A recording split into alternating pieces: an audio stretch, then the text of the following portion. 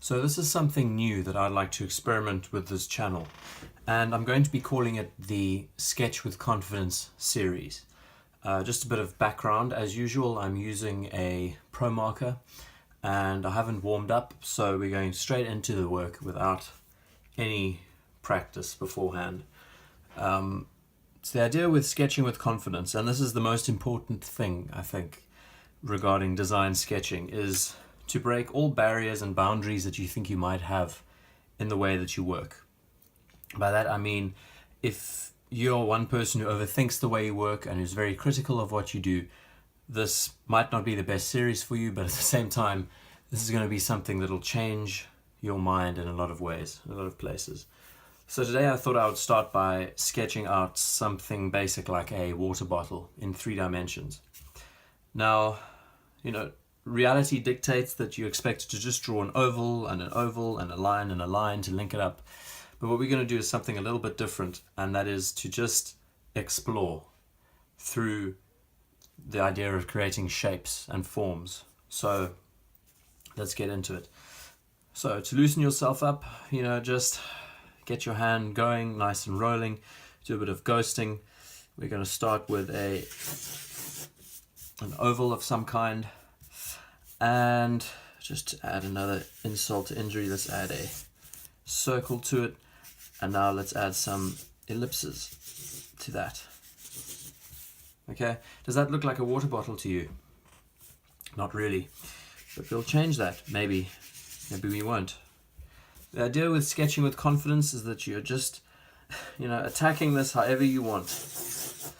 Don't be held by any kind of constraint that might be slowing you down, that might be getting in the way of your development as a designer, because it's one of the biggest problems that I've encountered over the years with people that I've met and studied with, is that they're so worried about being held down by their ability that they never push to explore.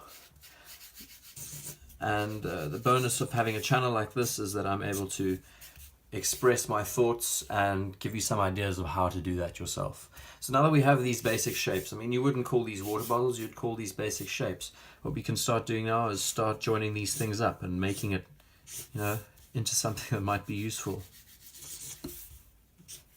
Now, bearing in mind, I have no idea what this thing is. Now, another part of this series that I'd like to incorporate is explaining what I mean by saying, breaking your confidence and doing whatever you need to do to get the drawing to look the way you want. By that I mean you might want to draw a horizontal line through it, or a vertical line, or a diagonal line, or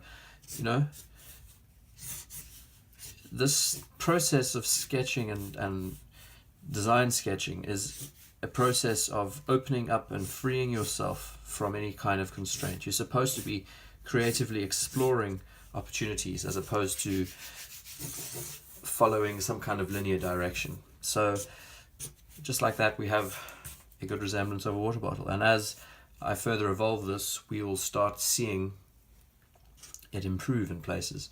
Okay, next one. What is this thing going to be? Let's add some vertical lines, maybe some horizontal lines to give it a bit of intrigue. Now, how are we going to get past this square? I know. You just pull through and down. Creative problem solving. Make a mess. Be like a child when it comes to when you give a child a crayon for the first time in their life. They don't exactly treat it with reverence and draw very neatly or with love and care. They just scribble all over the place. So why can't you do the same? This is how you should explore. That's a very interesting shape. It looks kind of, I won't say, it's a bit PG. Okay, what we're going to do now is a bit of ovals, wrap that around, pull it down, maybe a straight line there. Now look at that. Creative confidence, sketching confidence. Being able to just draw on the page without any care or worry about what's going to happen.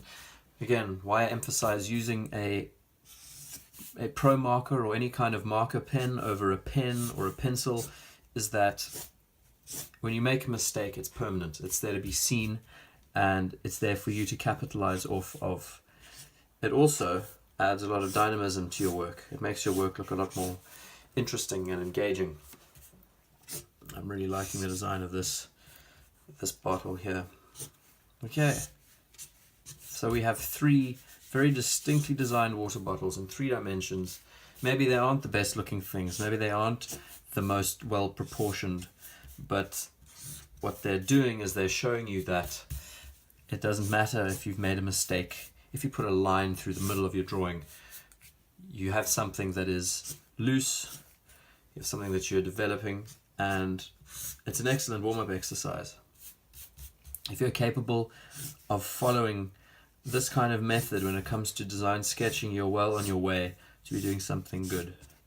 And another thing I have to reiterate is not to look at the person next to you and see what they do and try to copy them, because you will always be disappointed in your level of work.